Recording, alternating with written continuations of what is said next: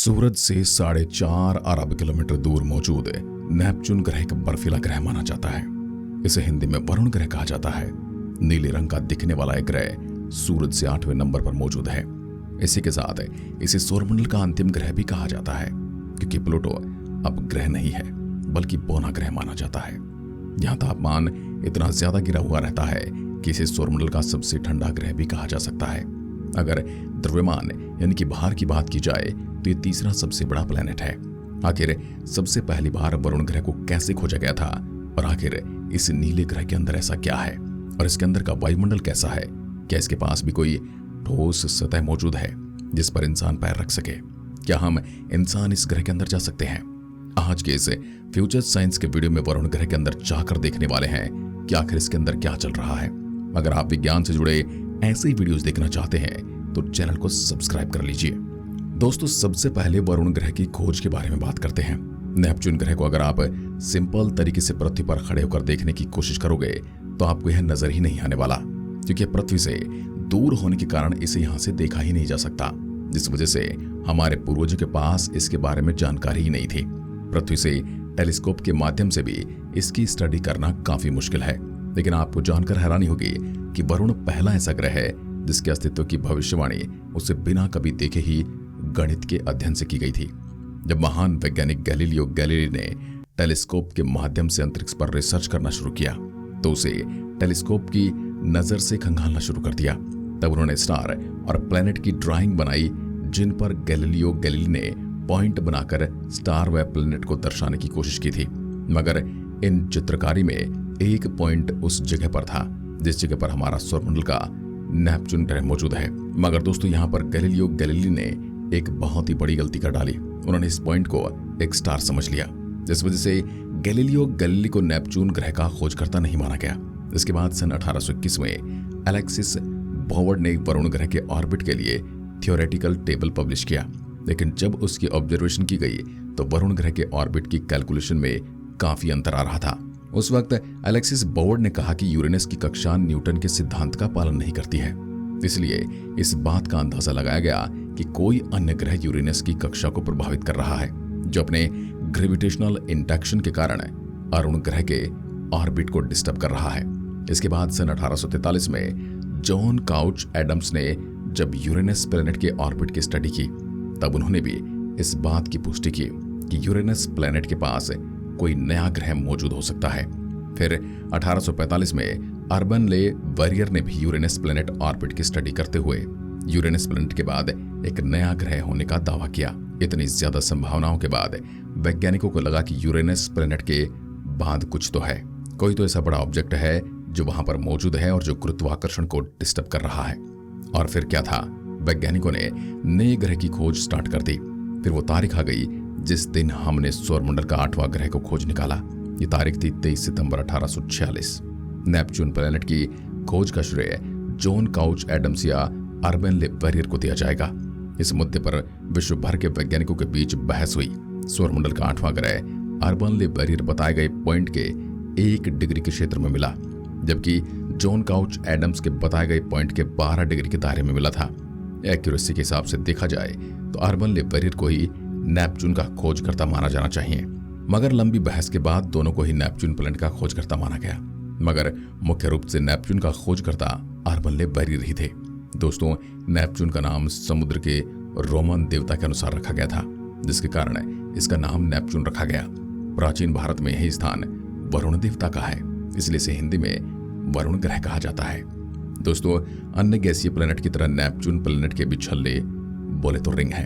अब तक Neptune planet के 5 छल्लों की खोज की जा चुकी है। नेपच्यून के छल्ले शनि ग्रह की तरह चमकदार नहीं है, ये बहुत ही पतले और धुंधले हैं। इन्हें पृथ्वी से किसी दूरबीन के माध्यम से देखे जाने पर टूटे हुए एक चाप की तरह दिखाई देते हैं। नेपच्यून इतना ज्यादा दूर होने की वजह से इसकी पढ़ाई करना आसान नहीं है। अब तक हमने नेपच्यून प्लैनेट पर एक ही मिशन भेजा है जिसका नाम है वॉयेजर 2। वॉयेजर 2 अंतरिक्षयान सन 1989 में नेपच्यून प्लैनेट के करीब पहुंचा। इस मिशन के जरिए हमने नेपच्यून प्लैनेट के बारे में काफी महत्वपूर्ण जानकारी हासिल की।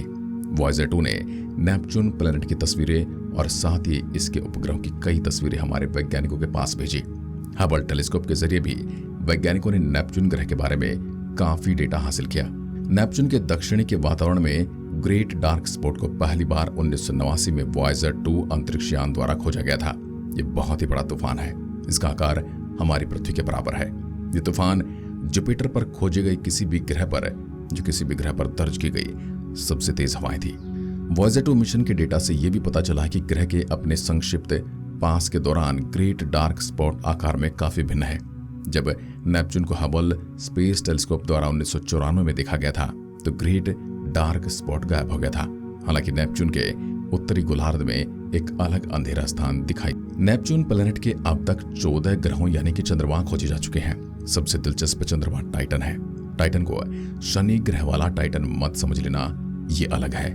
नेपच्यून का ये चांद भी जमी हुई दुनिया है जो अपनी सतह के नीचे से नाइट्रोजन, बर्फ और धूल के कणों को उगल रही है, जो दिखने में बहुत ही वीरान बड़ी दुनिया नजर आती है। जो शायद सौरमंडल का सबसे बड़ा संसार है।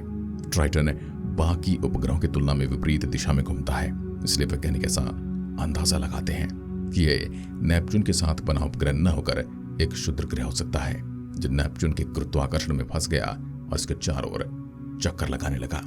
अब बात करते हैं नेपच्यून के एटमॉस्फेयर के बारे में। नेपच्यून का वायुमंडल 74% हाइड्रोजन, 25% हीलियम और लगभग 1% मीथेन से मिलकर बना हुआ है। नेपच्यून गैसों से बना एक विशाल ग्रह है। इसके एटमॉस्फेयर में बर्फीले बादल और सौरमंडल में दर्ज सबसे तेज हवाएं भी हैं। वायुमंडल के चरम सीमाओं में बर्फीले मीथेन और मामूली गैसों के कण नेपच्यून को अपने गहरे नीले रंग का रंग देती हैं, जिस वजह से दिखने में हमें ऐसा नजर आता है। नेपच्यून प्लैनेट की सतह पर औसतन तापमान -214 डिग्री सेल्सियस है। वरुण ग्रह सूर्य से करीब 4.5 अरब किलोमीटर दूर है। सूर्य से अधिक दूरी ही इसे एक ठंडा ग्रह बनाती है, लेकिन वास्तव में इस ग्रह को जितना ठंडा होना चाहिए उतना ही ठंडा है नहीं। वैज्ञानिकों की माने तो इस ग्रह का औसत तापमान -273 डिग्री सेल्सियस तक होना चाहिए, लेकिन यह ग्रह उससे कहीं ज्यादा गर्म है। इस ग्रह पर डायमंड की बारिश होती है। डायमंड की बारिश होने के पीछे वैज्ञानिक नेपच्यून प्लैनेट के वातावरण को जिम्मेदार कहते हैं। ऐसा इसलिए होता है क्योंकि नेपच्यून प्लैनेट पर काफी मात्रा में मीथेन मौजूद है, जो इसके वायुमंडलीय दबाव की वजह से हीरे में बदल जाती है। यह हीरा फिर बादलों से बारिश के रूप में इस ग्रह पर बरसता है।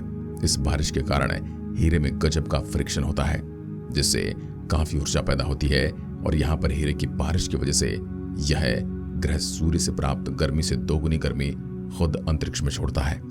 वरुण को सूरज का एक राउंड काटने में करीब 164.8 पृथ्वी वर्ष लग जाते हैं। यानी कि आसान शब्दों में कहें तो वरुण ग्रह पर आपका बर्थडे 164 साल बाद आएगा। मेरे हिसाब से हम वरुण ग्रह पर एक भी बर्थडे नहीं मना पाएंगे, क्योंकि हम इंसानों की ज्यादातर उम्र 100 साल तक ही होती है। तो भाई हमारे लिए इतने ठंडे तापमान में 100 साल गुजारना पॉसिबल भी नहीं है। इस ग्रह को 1846 में खोजे जाने के बाद इसने 2011 में सूर्य का एक राउंड पूरा किया था। हमारे सौर मंडल में 4 ग्रहों को गैस दानव कहा जाता है, लेकिन मिट्टी पत्थर की बजाय अधिकतर गैसें हैं और इनका आकार बहुत ही विशाल है। उनमें से वरुण ग्रह भी माना जाता है। वरुण ग्रह की बनावट काफी हद तक अरुण ग्रह के समान है। अरुण और वरुण के 66% एटमॉस्फेयर में बृहस्पति और शनि की तुलना में बर्फ की अधिकता है। पानी की बर्फ के अतिरिक्त उनमें जमी हुई अमोनिया और मीथेन गैसों की भी बर्फ है।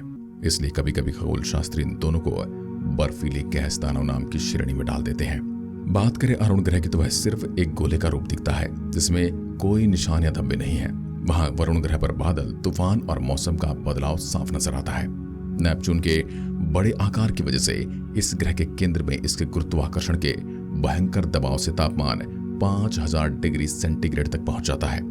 वरुण का हल्का नीला रंग अपने ऊपरी वातावरण में मौजूद मीथेन गैस से नजर आता है। नेपच्यून गैस और बर्फ से बने एक विशाल बॉल की तरह है, जिसके पास कोई ठोस सतह होने की संभावना नहीं है।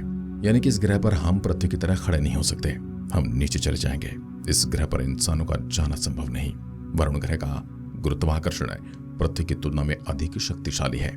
यहाँ पर दिन करीब 16 घंटे का होता है, यानी कि अपनी कक्षा पर 16 घंटे में एक चक्कर लगाता है। वरुण ग्रह का भूमध्य रेखीय व्यास 49,528 किलोमीटर है। वही ग्रह ध्रुवीय व्यास की बात की जाए तो वह 48,682 किलोमीटर है। अभी आगे की खोज के लिए नेपच्यून के लिए कोई मिशन तैयार नहीं है। हो सकता है कोई भविष्य में भेजा भी जाए। हालांकि नेपच्यून के बारे में रिसर्च करके हम सौरमंडल की कंपोजिशन को समझ सकते हैं। बाकी वहां पर इंसानों के लिए ऐसा कुछ भी खास नहीं है जिस पर पैसा खर्च किया जा सके। इसलिए इस पर अभी तक ज्यादा मिशन नहीं भेजे गए हैं और ज्यादातर दुनिया की स्पेस एजेंसी हैं इस पर मिशन भी नहीं भेजना चाहती। सौरमंडल के किनारे पर मौजूद ये दुनिया हमेशा ऐसे ही वीरान पड़ी रहती है। आप इसके बारे में क्या सोचते हैं कमेंट में लिखकर जरूर बताएं। ऐसी वीडियोस के लिए हमारे चैनल से जुड़े रहिए और चैनल को सब्सक्राइब कर लीजिए। एक बार फिर मिलते हैं, तब तक के लिए नमस्कार। जय हिंद, जय भारत।